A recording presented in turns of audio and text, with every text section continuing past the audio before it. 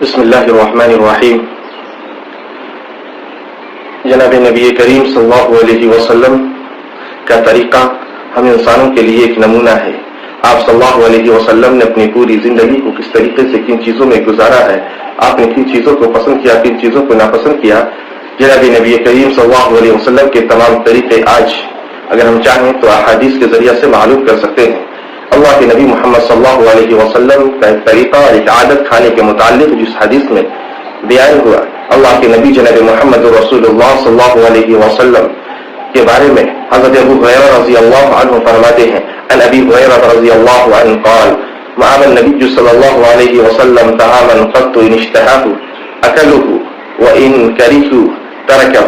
اللہ کے نبی جناب محمد رسول اللہ صلی اللہ علیہ وسلم کے بارے میں حضرت ابو ہریرہ رضی اللہ عنہ فرماتے ہیں کہ آپ کبھی کسی کھانے میں کوئی عیب نہیں نکالا کرتے تھے، اگر پسند ہوا تو کھا لیا، اگر ناپسند ہوا تو چھوڑ دیا۔ اللہ کے نبی محمد صلی اللہ علیہ وسلم کی عادت کھانے کے متعلق ہم سب کو اس بارے میں غور کرنی چاہیے کہ آج ہم اللہ کی اس نعمت کا کتنی ناقدری اور ناشکری کرتے ہیں۔ آج ہم کھانے کے موقع پر کس طریقے سے اپنے مزاج کے اعتبار سے کھانا ملا تو کھایا، اگر مزاج کے اعتبار سے کھانا نہ ملا تو ہم اس میں عیب نکالنے کی کوشش میں لگ جاتے ہیں، ہم اچھے خاصے چیز کو، بنے ہوئے چیز کو برباد کر دیتے ہیں۔ آج ہم غور کریں تو خاص کر کے شادی بیاہ کے موقع پر کھانے پینے میں جس طریقے سے بربادی ہوتی ہے، جس طریقے سے اللہ کی نعمت کو برباد کیا جاتا ہے، آج ہم ان چیزوں کو دیکھ کر کے ان چیزوں کو سمجھ سکتے ہیں کہ آج ہم یہ سمجھتے ہیں کہ اللہ رب العزت کی یہ نعمت کیا ہم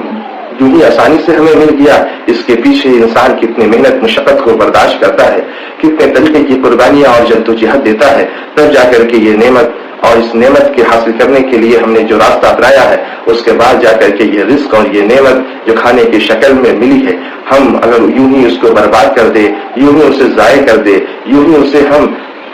اور طریقے سے پھینک دے، تو ہمیں اس بات کا احساس ہونا چاہیے کہ ہم اللہ کی نعمت کی ناشکری کر رہے ہیں، اللہ کی نعمت کو برباد کر رہے ہیں۔ اللہ کے نبی محمد صلی اللہ علیہ وسلم کا طریقہ جو حضرت ابو ہریرہ رضی اللہ عنہ نے اس حدیث کے اندر بیان فرمایا وہ کیا ہے؟ وہ یہی ہے کہ کبھی بھی آپ صلی اللہ علیہ وسلم کوئی کھانے میں عیب نہیں نکالتے تھے۔ آج ہم 50 عیب نکالتے ہیں، کیڑے نکالتے ہیں، اچھے خاصے بنے ہوئے کھانے کو بھی ہم چھوڑ دیتے ہیں اور اس میں عیب نکال کر کے اس نعمت